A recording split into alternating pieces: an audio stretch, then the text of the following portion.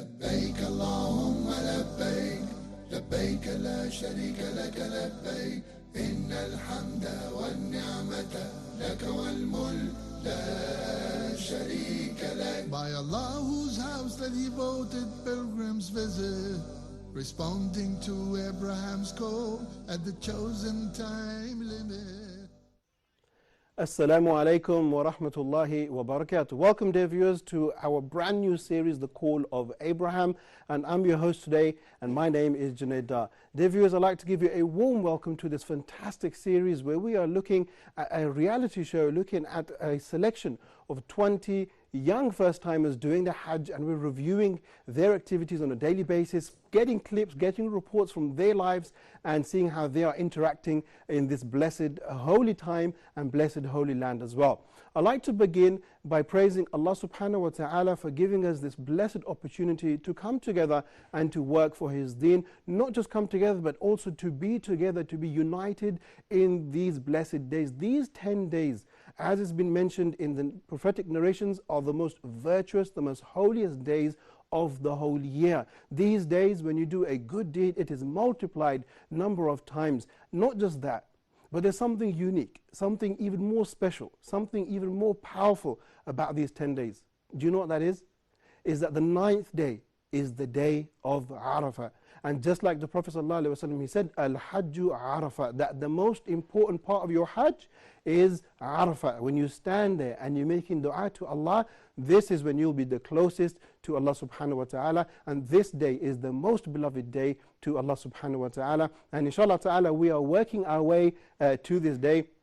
And the rituals also are going to start beginning. We're in the 5th day, so we have lots to talk about, lots of activities. Also, I would like to thank or make mention of the blessed name of Muhammad sallallahu alayhi wasallam. It was always a pleasure to begin with these blessed names. Dear viewers, as you are aware, The Call of Abraham is a reality show where we look at clips from people doing Hajj for the first time, and at the same time we have a topic for every single day. This topic is spoken about under the umbrella of Hajj, breathtaking topics. So today's topic is going to be a very unique topic, and that is sacrifice. Now, I want you all to think about something.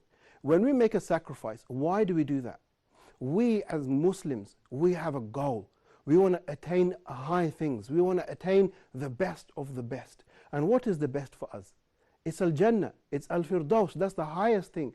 So when you have a high goal, what must you do? You have to give a lot of sacrifice. You have to make a lot of effort.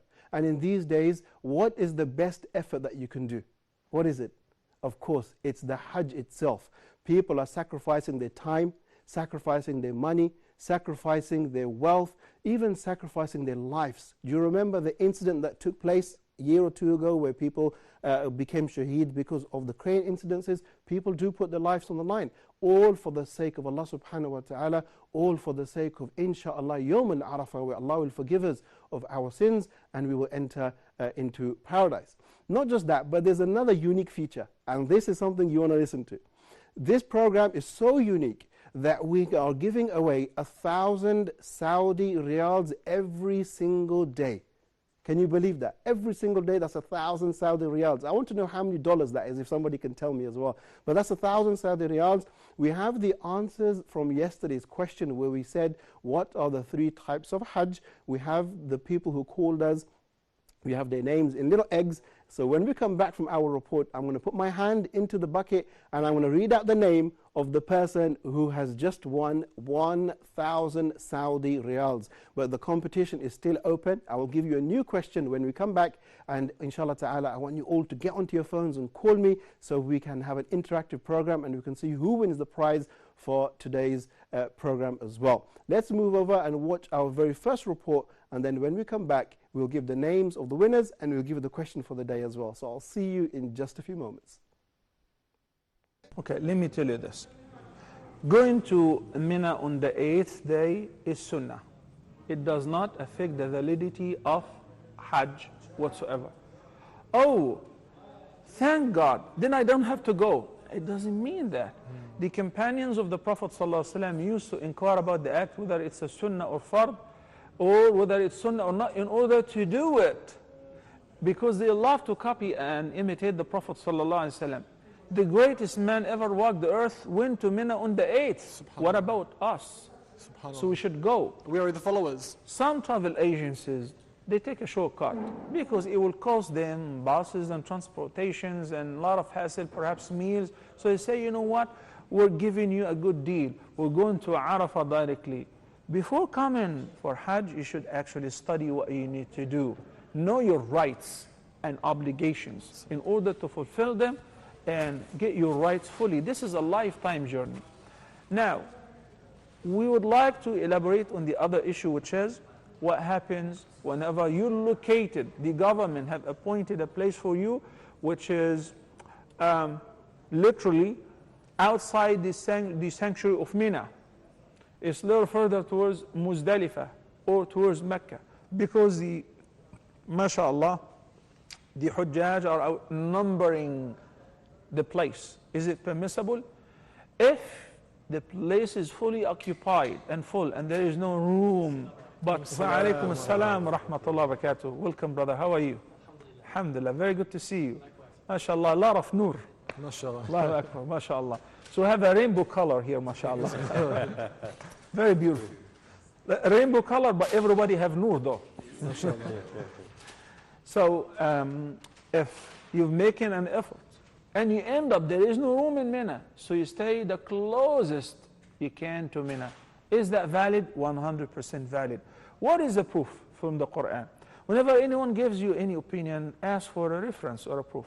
In Surah Al-Taghabun, Allah the Almighty said, فَاتَّقُوا اللَّهَ مَا اسْتَطَعْتُمْ. Keep your duty to Allah as much as you can. This is as much as I can.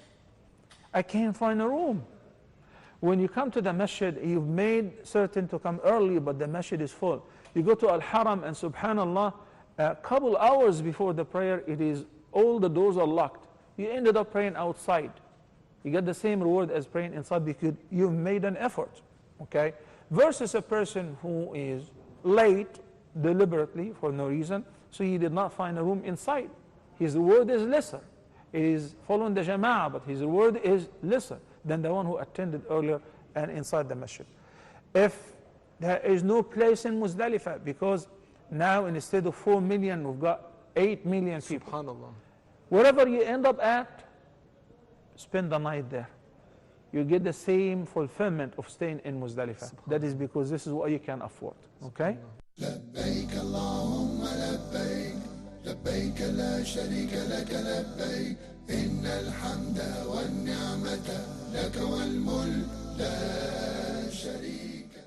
Assalamu alaikum wa rahmatullahi wa barakatuh. Welcome back, dear viewers, after watching our very first report on our brand new program, The Call of Abraham. Dear viewers, we have a fantastic program today. We're going to be looking at the topic of sacrifice, and not just that, but we're going to be opening up the phone lines. We're going to be opening up the quiz. As you can see right here, I've got the names of the people who answered the question from yesterday. So I'm going to give out the name of the winner who's going to walk away with 1,000 Saudi riyals. But before I do that, let me introduce my guest and then I'll turn to the names. If I can begin by introducing our brother Idris, I'd like to give you a warm welcome. You work very closely with Huda TV. We see you as a guest on Let's Talk. So I'd like to give you a warm welcome and say Assalamu alaikum. Wa alaikum salam wa rahmatullahi wa barakatuh. And as always, Junaid, it's always a pleasure to be on a show with you. And it's very exciting and warm and welcoming, and I'll be here anytime, inshallah. Thank you very much. Brother Idris, what do you think of this new setup where we're giving away 1,000 Saudi riyals every single day? What do you think? It's amazing. I'm sure whoever gets it, inshallah, they'll make good use of the money, inshallah. Inshallah. Let me begin by reading out the name of the winner, and then we'll come to our very first question. Okay. So, dear viewers, are we ready? Okay. Let me put my right hand into the bowl so you see it's fair, and I'll read out the winner. Should I close my eyes or should I just put my hand in? Whichever comes to your heart. All right. Bismillah ar-Rahman ar-Rahim.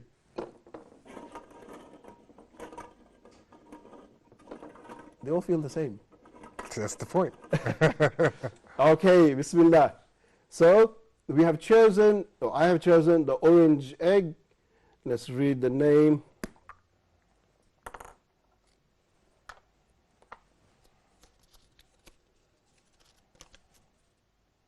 No, mashallah. Okay, are we ready? Shall I show you the name? Shall we tell them later or shall we tell them now? I think I probably want to know now. Okay, and the winner is Sister Aisha from the KSA. MashaAllah, sister, you have just won 1,000 Saudi riyals. You don't need to do any conversion. If you're from the KSA, you got 1,000 Saudi riyals. That's fantastic, MashaAllah. May Allah subhanahu wa ta'ala make you more successful in this world and in the hereafter. May Allah subhanahu wa ta'ala increase you in your knowledge, and may Allah subhanahu wa ta'ala make you more sincere in the work that you do. Spend this money wisely, inshallah. So, dear viewers, once again, every single day, there's 1,000 Saudi riyals up for grabs. I'm going to give you the question right now for today's program. Pick up your phones and call me. Sister Aisha has just taken away 1,000 Saudi riyals. You could be next. Let me give you the question for today. And I personally think this is too easy. And Idris, you can tell me what you think. Okay. The question is, who killed Jalut? There is a verse in the Quran. Okay? Who killed Jalut? It's so easy. And I'm expecting the phone to ring within the next 10 or 20 seconds. So off you go. Phone lines are open. The number is there across the screens. Call us, inshallah ta'ala, and your name will be in here tomorrow. Okay. So, Brother Idris, let's begin with our subject for today. Sacrifice. What's the importance or the significance of sacrifice inside of Islam? It's an integral part of Islam. It's basically deeply embedded in almost every ibadah we do, from one aspect or another. And just to simply put it, if you think about how, just the 5 pillars in general, just to make it simple, for your salah, what are you sacrificing? You sacrifice your time. Think about when you have to get up for Fajr, and you have to leave that warm bed, and you're sacrificing your comfort, and all for what? To go and answer the call of Allah subhanahu wa ta'ala to come and worship Him. Sure. So if you move on, just quickly to move on to the next one, what do you have? After Salah, you have Saum. Okay. So Saum doesn't need a lot of convincing that you're sacrificing. Obviously, Saum is sacrificing your desires, not just your hunger, but also your desires, your carnal desires, and many more things that, suppressing yourself throughout the day. Sure. So this is an obvious sacrifice. And Brother Idris, when we're talking about sacrificing, obviously you're sacrificing for something. Yes. And as Muslims, what is our goal? What is our intention? What do we want to achieve? One of two things. One, the first, I think, for me, I think the most important thing is that you're seeking the pleasure of Allah subhanahu wa ta'ala. The rewards are second. Okay. First of all, you want your Rabb to be happy with you. If this is accomplished, anything else is like icing on the cake. Sure. So, secondly, Jannah. We all want Jannah. Everybody wants something nice. And so this is our second goal. After pleasing Allah, is Jannah. And this is what can be found in many of the Quran and Hadith examples that go on to this specific example of sure. the reason why we do Ikhlas. Right. You have to have this intention. Otherwise, your sacrifice is null and void as far as reward from Allah subhanahu wa ta'ala. Maybe you'll have reward in this life, but not in the akhirah. Sure. The believers sacrifice this life for the akhirah. Sure. And Brother, there's like you just mentioned, the best of things is Jannah, or the pleasure of Allah. That's the highest thing we can attain. Yes. So isn't it just natural then that the sacrifice is not going to be one of a few cookies or a few donuts? It's going to be one of great content. Well, a sacrifice can consist of, actually in reality, it can be something small, but a great reward. SubhanAllah. So, I mean, if you think about how something can be giving it, because the idea of sacrifice is that you give something you love. Right. Something that you desire, that's of worth to you. So maybe to me, donuts are of a great worth, but to someone else it's not. So it depends on the worth to you. It isn't necessarily what you give up. Of course, we have the highest sacrifices, you're giving up your life. Sure. But I mean, the sacrifice doesn't necessarily have to be something that's everyone considers great. Like, giving up $1 million when you only have $1,000,001. Sure. This is something that's great. It doesn't necessarily have to be that way. Something else can be close to your heart, and you give it up more for a special reason, and that can be more ajr than the person who gives up something that's in everyone's eyes greater. SubhanAllah. So. And also, Brother Idris, many a times some of the Muslims have an attitude of saying that I'm a Muslim and I believe, and they feel as if they're going to go to Jannah automatically. Is that concept a correct Islamic concept? No, not at all. Allah says, I think, 2 or 3 times in the Quran, He reminds us about that. Do you think you're going to, in more than one way He says it, do you think you're going to get Jannah and not have any trials and just, enter with no problems, just not proving yourself? Okay. Of course not, because that's the way life is. Just the same as like, and I tell these people sometimes that, think about it, when you're sacrificed, you will in a minute sacrifice something for what you want. If you want to be a doctor, can you just be a doctor? No, you have to sacrifice your time, you put in the effort, which is not easy. Sure. You see how long doctors have. If you want, but if when someone wants it for a dunya reason, they'll justify it. But they don't realize that the akhirah reason is even more than the dunya reason. SubhanAllah. And Brother Idris, just to put that into context, in the States when they released the brand new phone, we've got a phone call. We've got our phone first. Okay. Brother Hamza calling us from Egypt. Assalamu alaikum, brother. How are you doing today? Assalamu alaikum. Wa alaikum assalam wa rahmatullahi wa barakatuh. How are you doing, Brother Hamza? Alhamdulillah, I'm fine. News? Alhamdulillah. Go ahead. Would you like to answer the question or would you like to add something to the program? I would like to answer. Sure. So who killed Jalut? The person who killed Jalut was Dawood alayhi salam. Okay. Interesting, Brother Hamza. I'm not going to tell you if that's right or wrong. But inshallah ta'ala, towards the end of the program, I will tell you if it's right or wrong. So stay on the phone. There will be somebody to collect your details. So thank you very much for that phone call. Dear viewers, call in. We have 1,000 riyals to give away. Don't be complacent. Just pick up the phone like Brother Hamza did and put your name there in one of these eggs. And tomorrow you walk away with 1,000. Get on the phones. Brother Idris, I was just making mention and putting things into context that like in the States when they released a particular... We've got another phone call, mashallah. MashaAllah, okay. It's 1,000 riyals.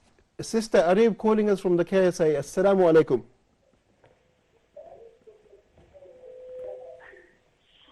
Assalamu alaikum. Wa alaikum salam, sister. Turn off your TV and listen to me over the phone. Would you like to answer the question or do you have a comment? Sorry? Would you like to answer the question? Who killed Jalut? Yeah, the answer to the question is Prophet Dawood alayhi salam. Okay, thank you very much, Sister Arib. Stay on the phone. Somebody will, inshallah ta'ala, take your details. Keep calling. I'm not going to tell you what's right and what's wrong. Keep calling. Let's get as many names as we can. Brother Idris, sorry. So like I was saying, you're saying sacrificing for something in the akhirah, something in the hereafter. But many times you see, even in this world, when there's a release of a new phone, in the States you find like people queuing up or sleeping in the streets for 4 or 5 days just to get a phone. Now that's a sacrifice, isn't it? Yeah, and they will actually spend maybe their whole check just to get this phone that's new, to have the latest technology for superficial reasons. Most of them don't need it, but it's just something they want. Okay. So I mean, imagine for the iPhone, but imagine the person who sacrifices for the akhirah. How much more is this worth it? Subhanallah. So. Subhanallah. Very nice. All right, Brother Idris, I want to have a look now at the rituals of Hajj and how sacrifice is connected with each one of these rituals. Let's start from the top. People preparing themselves to go for Hajj, Allah says if they are able to go for Hajj, so the ability there is talking about wealth. Isn't that a sacrifice in and of itself of somebody saving thousands of dollars to go for Hajj? Yeah, it's a big sacrifice, and a lot of people actually can't make this pilgrimage because they don't have the wealth. It's becoming a big difficult thing for a lot of people in the world. Not very easy at all. And not only does it talks about able. There's other reasons why. Maybe you can't make it because your health. SubhanAllah. So you sacrifice not being able to make this beautiful journey because what? You're not healthy enough. Okay. Maybe there's other reasons why. There's lots of different reasons why you may not be able to, but usually the main one is usually wealth. People don't half the time will sacrifice their health and still go anyways. But okay, so the first thing we're talking about, the biggest sacrifice is the wealth in order to get there in the first place. Also, I would like to talk about people sacrificing their lives. We saw last year, I think it was, or the year before, where the accident of the cranes, and many people passed away. So people going on Hajj are actually sacrificing their lives as well. Is that right? Yes, it seems to be sort of, unfortunately, the theme almost every year now, that something tragic happens there where lots of people that, the Hujjaj who came end up losing their lives. Because it's such a massive amount of people in a small area that things happen. And no matter how much planning you have, Allah is the best of planners, and things will happen. So it's one of those things that you could lose your life, and it's not a bad way to lose your life if you're going to lose your life, inshallah. Yeah, subhanAllah. So. Okay, so let's continue that journey. So like we've making a sacrifice with our time, our wealth, and so on and so forth. Now, when the pilgrims get to Saudi Arabia, they enter into Mina, and many of them may have to live in tents. And that's quite difficult for quite a few people. Yes. What kind of a sacrifice is that? It's one of comfort and familiarity, because when I made Hajj, I didn't even really, I was new to Islam at the time, so I didn't really even know like all the rituals, what would happen. And Hajj for me was sort of a surprise. I didn't plan it. It was something someone took me with them. My sheikh took me with him. So when I got there and I was like reading about it, trying to prepare myself. But can I ask you just to hold that thought? We've got another phone call from the KSA. No problem. And then we'll come back. Sister Aisha from the KSA, Assalamu alaikum. Wa alaikum assalam wa rahmatullahi wa barakatuh. And how does it feel knowing that, if I've ever got the right, Aisha, that you won 1,000 Saudi Riyal? Yes, alhamdulillah. My mom, she's crying. Alhamdulillah. She's thanking Allah because it all happens because of the bounty of Allah. And alhamdulillah, I am really glad, alhamdulillah. I mean, I cannot thank Allah enough. We thank you very much for your continual support as well, and we hope that this 1,000 Riyal will be in your benefit. Maybe you can buy your mother a small present. Inshallah. Would you like to answer today's question as well? Yes, please. Okay, so who killed Jalut? Prophet Dawood. It was before he received his prophethood. It was during the time when he was young, and it was because he was a really good target shooter. So he used a pebble and he was able to kill him. Okay, thank you very much, Sister Aisha, for your phone call. And once again, congratulations for winning the 1,000 Saudi Riyals. May Allah make you more successful. May Allah make you, give you more in your wealth and in your knowledge. Brother Idris, mashallah, we have people calling us from all over the place. Alhamdulillah. So let's continue with our questions. And we're looking at sacrifice, and we're looking at living in tents. So you were making the point there. Yeah, when you enter these tents, well, at least when I went, I don't know how they are now. They may have changed to be more comfortable, but when I went, they weren't comfortable. It was freezing at night, and it's one of those things you realize that you don't expect to go, and you end up going through a hardship that's a little bit harsher than you probably realize it's going to be. SubhanAllah. So, Brother, can I ask you, in what year did you actually go for Hajj? This was 2000 or 2001, I can't remember the exact year. Okay, so quite some time So it's been a while, so yeah, things have changed a lot since then. So. Was that your first Hajj as well? Yes, I have only been once, so okay, inshallah another time. Can I ask you about some of your personal experiences? How did you feel when you first saw the Kaaba in front of you? It's one of those things that leaves you awestruck. You kind of are lost for words. And the funny thing is, I was memorizing all of these du'as and, okay, I'm going to do this, I'm going to do that. The minute I saw the Kaaba, everything left me. SubhanAllah. I couldn't remember simple du'as. I was just awestruck, thinking that, remembering the life of the Rasulullah, and this is where he was, and certain things that happened at the Kaaba, and how he used to have his back leaning. All these things used to come to me, but as far as emotions, it's indescribable. It's almost like your books come alive. Yeah, it's like, real life story coming to life. Okay. So you kind of just lose yourself in at least for the first, beginning, half an hour, or maybe you're really just at a loss of words. Okay, we've got another phone call, mashallah. Alhamdulillah. If I could, Brother Khalud calling us from the KSA. Assalamu alaikum. Assalam, it's Khulud. Khalud, sorry sister, I apologize. No problem. Okay, how are you? I'm very well, thank you very much. And yourself? First of all, before answering the question, I want to say Jazakumullah khair to Huda TV. This is amazing what you're doing. May Allah subhanahu wa ta'ala give you reward for this. Wallah, you made you bridged the gap for Muslim Ummah. Jazakallah khair. Wallah, Jazakallah khair. Thank you very much, sister. Thank you very much. We appreciate that. And I want to give the answer of the question is Prophet Dawud alayhi salam. Okay, very nice. Everybody is saying Prophet Dawud alayhi salam. What if you're all wrong? Then what happens? Nobody wins the 1,000. But inshallah ta'ala, stay on the phone, sister. Somebody will be there to take your details. And we thank you very much for your beautiful phone call with the words of encouragement. They mean a lot. When you call in and you give us these beautiful words, they mean a lot, not just to myself, but to the guests, but to the whole Huda team. That our efforts, mashallah, are reaching the people, and our objective is to serve Allah. Our objective is to spread the truth, the authentic teachings of the Quran and the Sunnah. So thank you very much, Sister Qalut. Let's move over to our second report, and that's talking about the mawaqit.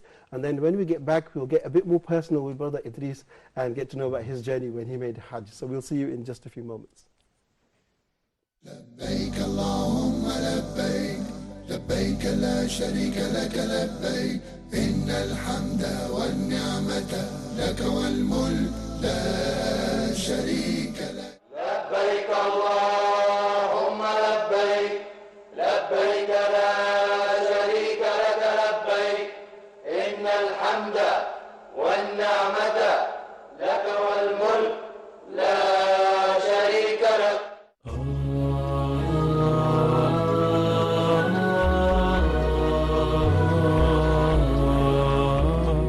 Al-Mawaqit. Al-Miqat literally means the boundary between two things. Al-Miqat in the Islamic tradition is something defined and scheduled, whether in place or time by Allah or His Messenger, peace and blessings be upon him, for the purpose of worship. Types of Al-Mawaqit. Firstly, Al-Mawaqit of place, designated places. Places that have been designed as points for entering into the state of Ihram. It is therefore not permissible for the person who intends to perform Hajj or Umrah to go beyond them, and the Mawaqit are 5. The first, Dhul Hulayfa. It is presently at the southern part of Al-Medina, and it is referred to also as Abyar Ali. Its distance from Mecca is close to 420 kilometers. It is the miqat for the people of Medina. Al-Juhfa. It is close to the city of Rabi'. Its distance from Mecca is close to 186 kilometers. It is the miqat for the people of Sham, Egypt and Morocco. Yalamlam. It is a big valley on the route linking Yemen to Mecca. Nowadays, it is called As-Sa'adiyya. Its distance from Mecca is close to 120 kilometers. It is the miqat of the people of Yemen. Qarnun Manazil. It is now called As-Saylul Kabir, and its distance from Mecca is close to 75 kilometers. It is the miqat of the people of Najd and Ta'if. Its highest point on the route from Ta'if in direction of Al-Hada is a place called Wadi Muhrim. Both are miqat for the people of Najd and anyone who comes through Ta'if. Dhatul Irq. It is presently called Al-Dariba or Al-Kharibat. It is on the east of Mecca at a distance of about 100 kilometers. It has now been abandoned. It is the miqat of the people from the east, Iraq, Iran and beyond. Whoever goes to these mawaqit without entering into the state of ihram, he will then have to go back to the miqat if possible. If he is not able to do that, he has to pay a ransom, which is slaughtering an animal in Mecca and distributing its meat among its poor people.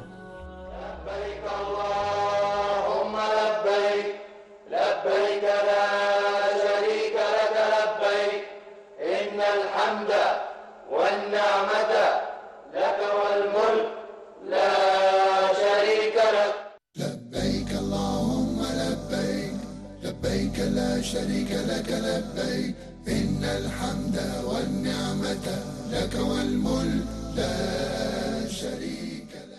Assalamu alaikum wa rahmatullahi wa barakatuh. Welcome back after watching a short report about the mawaqit, about the boundaries that one crosses, enters into the state of ihram. Let us get back to our discussion here with Brother Idris, talking to us about your experiences in Hajj.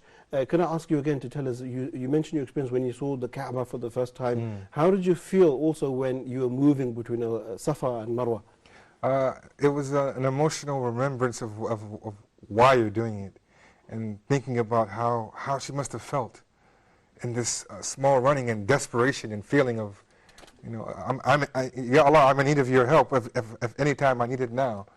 So it was interesting, to say the least. Of course, it was different from when I went, the way it was built and structured than it is now. But pretty And much, it's not a small distance, is it? If you actually No. count 7, it's actually quite tiring. it's actually quite tiring, especially I think for us the men, when you're wearing the ihram. You're not used to wearing the ihram, so it feels a little bit uncomfortable, and you're getting used to it because this is the beginning, of when you're making your first, depending on if you're making umrah. Sure. When you're doing this, it's a bit unusual and uncomfortable, and it's long, especially if you're not prepared and knowing that it's this big. Okay, very nice. Dear viewers, a gentle reminder again of the question for today. Who killed Jalut? That verse in the Quran is very clear for that. So if you quickly open up your Qur'ans, have a quick search, you'll find the answer there. Do call us, give us your answers to the question, or if you want to add something to the program, feel free to do that as well. So far we've got 4 names, and today we're only taking responses via phone. So we're not taking responses via Facebook, we're calling them via phone. We have a phone call. Sister Hamida from the KSA. Assalamu alaikum. Wa alaikum assalam. How are you doing, sister? Yes, I can hear you. Okay, would you like to answer the question? Yes, I do want to answer the question. So, who killed Jalut? Oh, it's Prophet Dawud al-Salam. MashaAllah, very nice. Okay, so we'll keep that on the record. Stay on the phone, somebody will take your response. I'm not going to tell you if it's right or wrong, but stay on the phone and somebody will speak to you, inshallah. All right, so Brother Idris, we've got, mashallah, now we've got like 5 or 6 people. It's quite a few. There's quite a few people. Inshallah, quite a few more will call. I wonder what 1,000 Saudi riyals would convert to in terms of Egyptian money. I'm not sure. That'd be quite a lot, wouldn't it? Quite a lot here, I think, yes. Yeah. All right, so we were talking about Safa and Marwa, and also, Brother, can I ask you about how did you feel when the first time when you held some Zamzam and you drank from this blessed sacred water? I think some of the things that really came to my mind was that, coming from the West, we have certain, things that are views in our head, or ideas. When I tasted the water, I was a little bit nervous at first, thinking, is this water clean? I know it's Zamzam, but it doesn't mean that somebody didn't make it that clean. Okay. So after tasting it, I realized that it has a pure, crisp taste that is distinct from any other water that, you get distilled water or water from your home. It's a different taste. Sure. When the water comes pure. Of course, after it comes from bottles and stuff, it sometimes changes a little bit, but when you get it pure from there, it has a crisp, taste that's indescribable from any other water that I've ever had before. Yes, subhanAllah, very nice. And also, Brother Idris, the pinnacle or the peak of Hajj, as the Prophet described, is the day of Arafah. Can I ask you to tell us about how did you feel wearing simply 2 towels, one downstairs, one upstairs, and being in front of all of those people? How did that feel? It was humbling. It was intimidating in the sense of that, you have a sea of people as far as you can see. SubhanAllah. And you'll see a mixture of emotions from across the board. I mean, wherever you go. Personally, I was trying to go to the mount at first, but then my sheikh advised don't, because there's so many people, it's dangerous. You can hurt yourself, because if you're not there at a certain amount of time early enough, getting up there and getting through people is dangerous. So, and it's not mandatory that you go on the mount. It's an entire area, so as long as you're within the area, it's all the same. Okay. But I walked around just to get a feel for the environment, and I wanted to really soak it in. I didn't want to be, just, the entire time in one spot. I spent my time alone, but I needed to feel the atmosphere and to see what was going on, to really go home and let it hit home, and it does. SubhanAllah. It's really one of those things. Another thing, after seeing the Kaaba, I think this is probably the biggest thing you will experience after seeing the Kaaba for the first time, is the day of Arafah. It will really, really, really affect you. Of course, when I was there, it was extremely hot, but believe it or not, we didn't really feel affected by this too much. Okay, we'll come back to that in just a few moments. Let's watch a report together, talking about Hajj, and then we'll continue discussing your journey in Hajj as well. Dear viewers, let's move over to a short report which is talking about Hajj, a jihad of oneself. And then when we come back, we'll open, the phone lines are still open, so we'll hopefully get to speak to more people who would like to take 1,000 Saudi riyals. Who killed Jalut? That's the question. Let's watch the report, and then when we come back, we'll continue with our program. لبيك اللهم لبيك لبيك لا شريك لك لبيك إن الحمد والنعمة لك والملك لا شريك لك. And the Prophet Muhammad sallallahu alaihi wasallam said, "Jihadun fi sabilillah." To strive, to struggle in the way of Allah Azza wa Jal. And striving and struggling in the way of Allah Azza wa Jal begins with one's deterrent of desirous ways, one's restraining of what Allah commanded to refrain from, and to perform what Allah commanded us to perform, and His Messenger commanded us to refrain from and perform.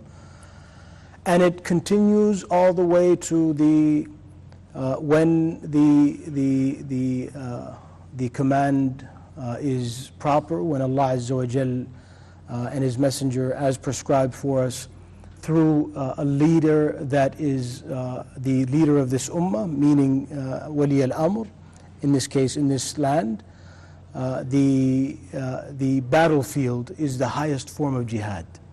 So it involves the entirety of one's life, beginning with one's self, wealth, continuing to the concept of calling to the way of Allah. And this is amongst the most virtuous forms of jihad, to give da'wah, to call to the way of Allah.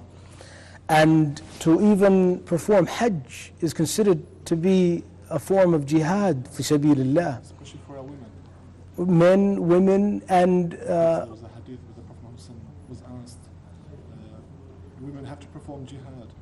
He said that their jihad is... Actually, one of the mothers of the believers, she asked the question, "O Messenger of Allah, the men have obtained the opportunity to fight in the battlefield when it presents itself. But the believing women have been left behind in this case." The Prophet Muhammad ﷺ said, on the contrary, you have been given a jihad that is made easy for you. And this is the jihad of going to Hajj, performing Hajj. And it's clear that it is a form of jihad because of the hardship that one has to endure during these times of Hajj, the traveling, the expenses, the staying and journeying in many places until reaching Mecca. When reaching Mecca, you have to go from one place to another. All of this really requires a commitment, a devotion. And it's a form of struggle, it's a form of strive. Hence the meaning really of the term jihad, which involves all of these ways of life in Islam. لبيك اللهم لبيك لبيك لا شريك لك لبيك إن الحمد والنعمة لك والملك لا شريك لك. Assalamu alaikum wa rahmatullahi wa barakatuh. Welcome back, dear viewers, after watching a short report talking about Hajj and its connection with jihad. Now, dear viewers, the phone lines are still open. You have two numbers. You can call us on either of those numbers. They should be running at the bottom of the screen, round about there. Do call us and answer our question, who killed Jalut? So far, we have 5 eggs.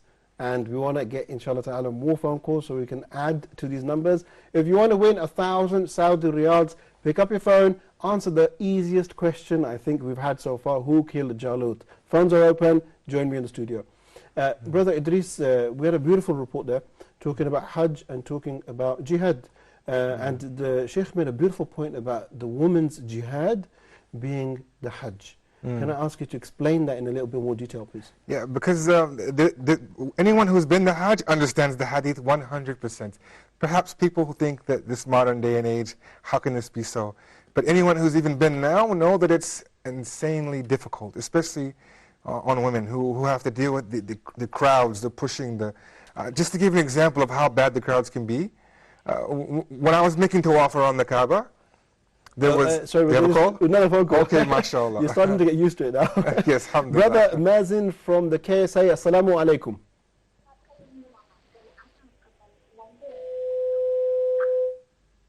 Brother Mazin, assalamu alaikum. Hello, assalamu alaikum. How are you doing? I am fine. MashaAllah. Sound very young. How old are you? Yes? How old are you? I am 13 years old. MashaAllah. Welcome to the TV. So would you like to answer the question, who killed Jalut? Dawood Dawood alayhi salam killed Jalut. Okay. Surah Baqarah. All right, thank you very much, Brother Mazen, calling from the KSA. MashaAllah, as young as 13 years old. Come on, where are the rest of you? Join in with the discussion, join in on this topic. We have 6 eggs now for tomorrow's discussion. Thank you very much, Brother Mazen. Stay on the phone, somebody will continue talking to you as well. MashaAllah, Brother Idris, 13 years old. That's amazing. Yeah. Alhamdulillah. MashaAllah. So, all right, so you were describing telling us about the importance of women's jihad. Yes, so just to give an example of how difficult Hajj can be, especially for someone, a woman in this atmosphere. I'll give you, I'm no, by small means, a small guy. I'm a pretty big guy in terms of a lot of people. So I was making tawaf around the Kaaba, and it became so tight that the crowd lifted me off my feet. That I was making tawaf without my feet on the ground. MashaAllah, you're quite a strong guy. And I had absolutely nothing I can do about it. Wow. I tried to struggle and move and let me get down, and I couldn't do anything. It was so strong of a force that I just went with the flow. That's why if anyone falls, they usually die, because it's not that people want to step on you; they have no control. The crowd pushes you, and you have no control. Wow. So I mean, just give you an example of how difficult people are. Imagine the difficulties that arise when you're being around so many millions of people that in one little area. So. Okay, very nice. And also looking at it a bit more universally, not just looking at it from the perspective of women, but overall, Allah subhanahu wa ta'ala also tells us that there is a Hajj and there is a Hajj mabrur, a accepted Hajj. And that is one which involves no swearing, no bad manners, not being intimate with one's wife. Can I ask you to talk about these it sounds very easy, but is it easy? It's not easy, because in some aspects it's easy as far as maybe, not being intimate with one's wife, but as far as not swearing or being angry or these type of things, it's a bit difficult coming from a Western, especially world where you're a bit used to more personal space and certain things. You will find people who will do some of the most rude things that you've ever experienced in your life, and you will find yourself trying to have this inner check of, okay, remember why I'm here. Okay, but there is another phone. MashaAllah. Okay. All right, Brother Ayub calling us from Egypt, MashaAllah. Assalamu alaikum. Wa alaikum salam. How are you doing, Brother Ayub? Alhamdulillah. Inshallah ta'ala, hopefully you will get your hands on maybe 1,000 Saudi riyals. Would you like to give... Inshallah. Go ahead. Would you like to give the answer to the question, who killed Jalut? Yes, the answer is Dawood alayhi salam. Okay, very nice. I think that's the 7th person to call. Thank you very much. Stay on the phone. Somebody will take your details. And inshallah ta'ala, maybe tomorrow when I put my hand in the same basket, maybe I'll read out your name. Keep calling us. Inshallah ta'ala, that's 1,000 riyals. And they're open. We've had Sister Aisha walk away with 1,000 today. Let's see who's going to take it tomorrow. Sorry, Brother Idris, we were talking about, what were we talking about exactly? The crowds and that's right, having an accepted Hajj. Sure. And it seems like an easy thing that you would say, oh, don't swear, this and that. But when you find yourself in situations that you're completely not aware of and not used to, it pushes your buttons. All your buttons will be pushed on Hajj. All of your annoying, all of the things that you think, okay, I've had enough, I can't take it anymore, I'm about to do something about this, will be pushed. Another phone call. Alhamdulillah. MashaAllah. All right, Brother Abu Abdurrahman calling us from Egypt. Assalamu alaikum. Wa alaikum salam wa rahmatullahi wa barakatuh. How are you, brother? Okay, Abdurrahman, could I ask you to answer the question, please? Who killed Jalut? My answer would be Dawood alayhi salam. MashaAllah, very nice. How confident are you? I'm 100% confident. MashaAllah. MashaAllah, I like that. That's very nice. Okay, so inshallah, that's our 8th candidate. Thank you very much, brother. Keep calling us. We only have 8, so you got a chance, 1 in 8 of taking 1,000. That's very good numbers here. Keep calling us, inshallah ta'ala. Brother Idris, I apologize for interrupting. No problem at all, alhamdulillah. Sure, I hope more people call in. This is a good thing, inshallah. Thank you. But I was saying that Hajj will make you, push all of your limits of dealing with things that you don't normally deal with. Okay. So it becomes a challenge bigger than you think. It really pushes you and shows you if you're up for the challenge. Okay. And you will see people arguing and fighting and doing things, and you're thinking, wow, aren't you on Hajj? Well, what's going on here?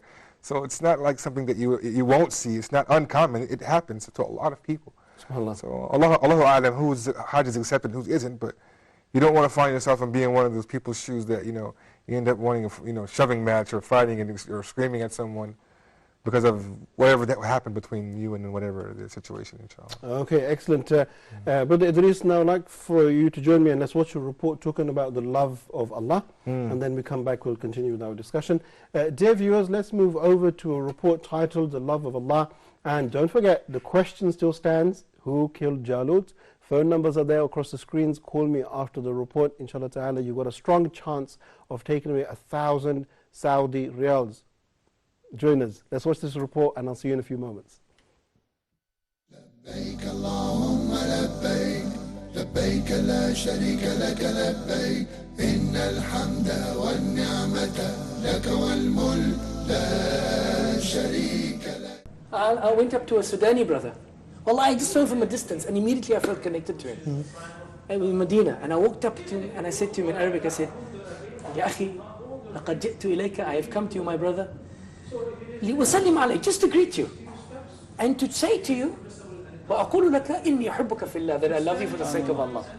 I mean, if we had to deal in the streets of Glasgow. Really, such a... Yeah. Or as not knowing anything about Islam, some man walks up to you and says to you, I love you. You might not know what's going on, or this guy's crazy. Watching me, or Run away from him. But it's like that connection that Allah says in the Quran, if we have to spend all that we have, we wouldn't be able to create this bond of love. And this is an instruction from the Prophet. He says, إِذَا أَحَبَّ أَحَدُكُمْ أَخَاهُ فَلْيُخْبِرْهُ. If any of you love your brother for the sake of Allah, then tell him. Abdul Rahim, I love you for the sake of Allah. And then what would be the answer? May Allah love you for loving me for His sake. And then the Prophet, أحبك الله الذي أحببتني من أجله. And then the Prophet says that on the Day of Judgment, on the Day of Yawm al-Qiyamah, Allah will call out and say, أين المتحابين بجلالي اليوم أظلهم تحت ظلي يوم لا ظل إلا ظلي. Where are those who have loved each other for my sake? On this day I will put them in my shade, on the day when there is no shade except my shade. لبيك اللهم لبيك لبيك لا شريك لك لبيك إن الحمد والنعمة لك والملك لا شريك. Assalamu alaikum wa rahmatullahi wa barakatuh. Welcome back after watching a report on the love of Allah. And mashallah, as soon as we come back, we have a phone call. We have Brother Abdullah calling us from KSA. Brother Abdullah, assalamu alaikum. Okay, salam. How are you doing? Alhamdulillah. How old are you, Abdullah? 8 years old. MashaAllah, 8 years old. We had somebody 13, now 8. Excellent. Well, would you like to answer the question, who killed Jalut?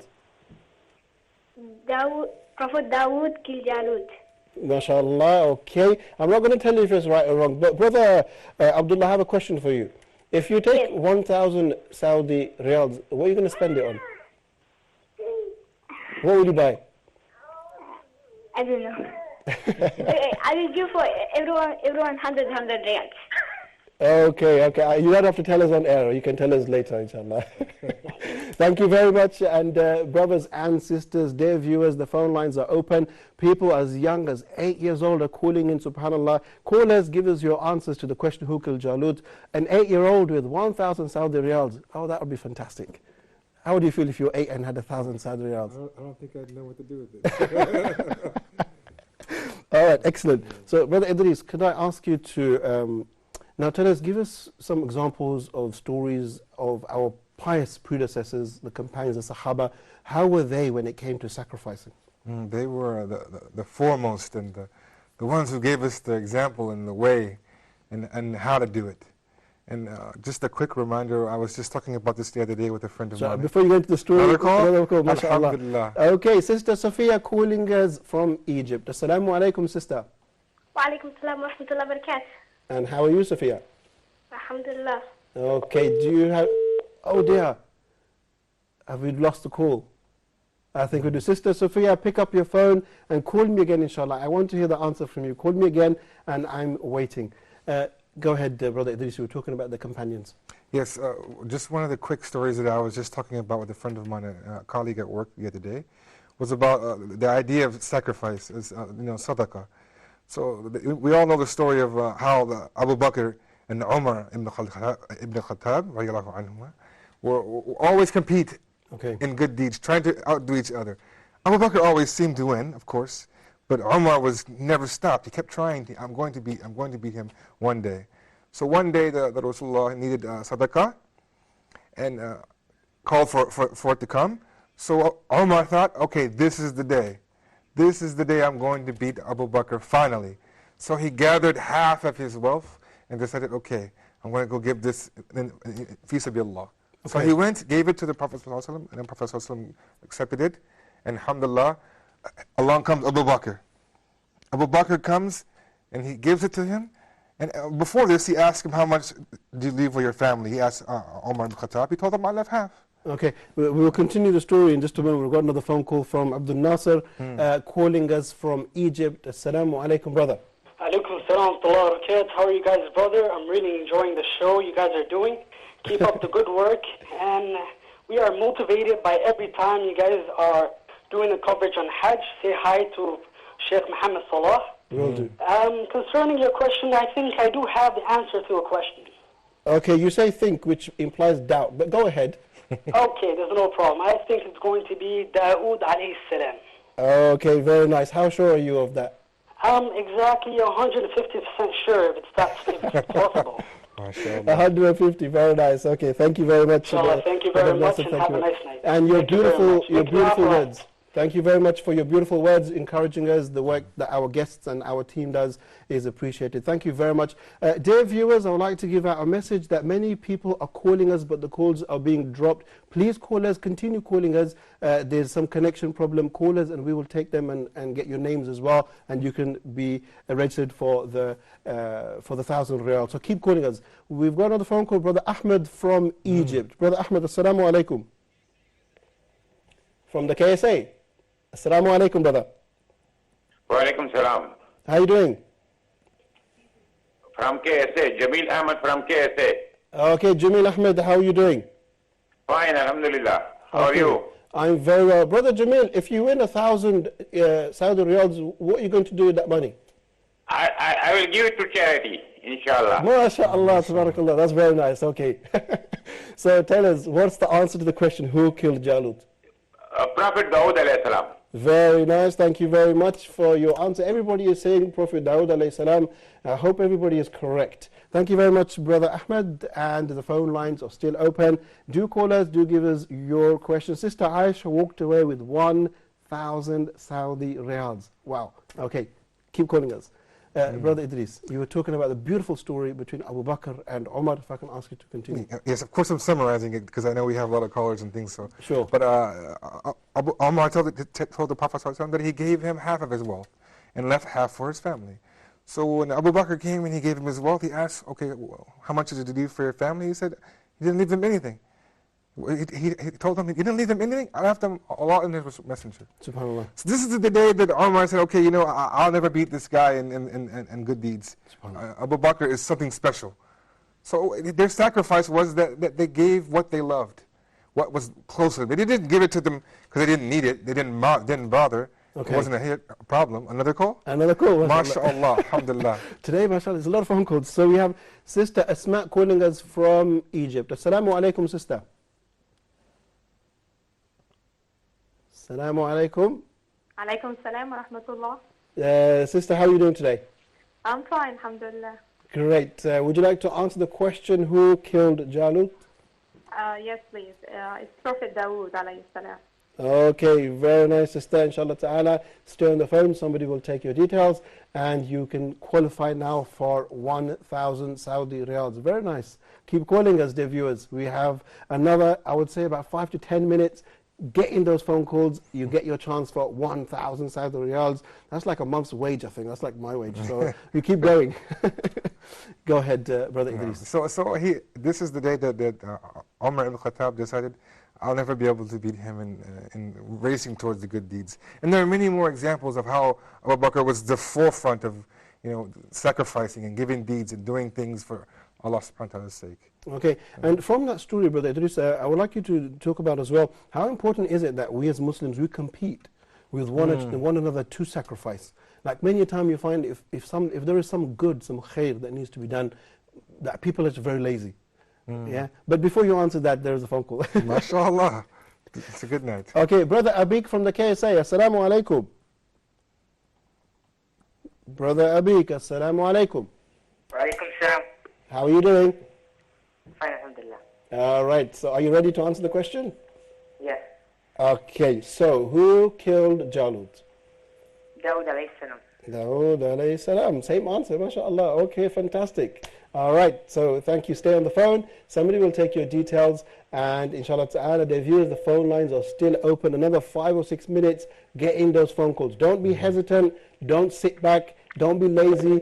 Get the phone and call me, inshallah. Go ahead. Talking about competing to do good deeds. Yes, I think it's something important because, you know, people don't have a problem competing in dunya things for, you know, a prize or something that's for themselves. Competing in good deeds is the same but greater. The reward is 10 times greater than winning, you know, 1,000 riyals, you know, or winning 10,000 riyals, or whatever, or winning a medal, or, you know, having your name first. The reward for basically for the pleasure of Allah subhanahu wa ta'ala. If you understand the biggest idea behind it, you won't have a problem competing, because the idea is you're trying to, you know, please your Lord. This is a pleasure that's above anything that you will ever experience. Excellent. And also, Brother Idris, and we've just got under a minute to go, I would like to give us some positive words on how we should sacrifice more. What can we do as Muslims that you see our community is lacking? What should we do? I would like people to first of all say that don't always think of sacrifice as something that's, you know, hard and evil and it's going to make you sad. And sometimes people think of the word sacrifice and they think of this. Okay. Realize that you sometimes sacrifice things in your life because you enjoy it. A husband sacrifices for a wife because he loves her. How about the love of Allah subhanahu wa ta'ala, who's greater than your love of your wife? Excellent. So, I mean, I don't always think of sacrifice as something that's going to make you. It will increase your iman and it'll make you a better person. Okay. If you think about this and who you're doing it for and keep your intentions and the love of Allah, there's lots of more steps. We're running out of time. So, but if you start doing these things, inshallah, you will find an amazing feeling of when you sacrifice for Allah subhanahu wa ta'ala. All right. Thank you very much, Brother Idris, for coming to the program and most importantly, being patient with me, constantly interrupting you. It's wonderful. I don't mind being interrupted for this purpose. It's, alhamdulillah, it's amazing. Thank you very much, Brother Idris. Once again, we appreciate your time and your effort. I'd like to thank you very much and conclude by saying Assalamu alaikum. Wa alaikum salam wa rahmatullahi wa barakatuh. Thank you very much. Dear viewers, we've come to the end of our program here on the 6th day of Dhul Hijjah, and subhanAllah, the time is going so fast. These blessed days are going so fast. If we really don't take advantage of our time in these days, we will lose a really great opportunity that we had. And not just that, a gentle reminder, tomorrow is the day of Jummah, and it falls inside of these 10 days. Let's wake up early, let's read Quran, let's take our bath, let's get to the masjid early, let's listen to the khutbah with some concentration, with some khushu', and inshallah ta'ala, Allah will reward us. And dear viewers, I'd like to thank every single person that called in. We had 14 phone calls, and yes, of course, everybody knows it, Brother Idris. Everybody knows the answer to the question, who killed Jalut? Of course, it was Prophet Dawood alayhi salam. Everybody got the answer correctly. Tomorrow there'll be 14 eggs inside here, and I'll pick one who will get 1,000 Saudi. We need a bigger bowl. We will get 1,000 Saudi riyals. I thank you very much all for taking your time, and also a big thank you to Sister Aisha, who walks away with 1,000 Saudi riyals. And we will hopefully see you tomorrow on our live program, The Call of Abraham. I'm very happy. I'm delighted for all these phone calls. I'm happy to have Brother Idris with us. I'm happy to be in these last, these 10 days, should I say. On that note, inshallah ta'ala, I conclude, and I will see you tomorrow. Assalamu alaikum wa rahmatullahi wa barakatuh. لبيك اللهم لبيك لبيك لا شريك لك لبيك إن الحمد والنعمة لك والملك لا شريك لك. By Allah, whose house the devoted pilgrims visit, responding to Abraham's call at the chosen time limit.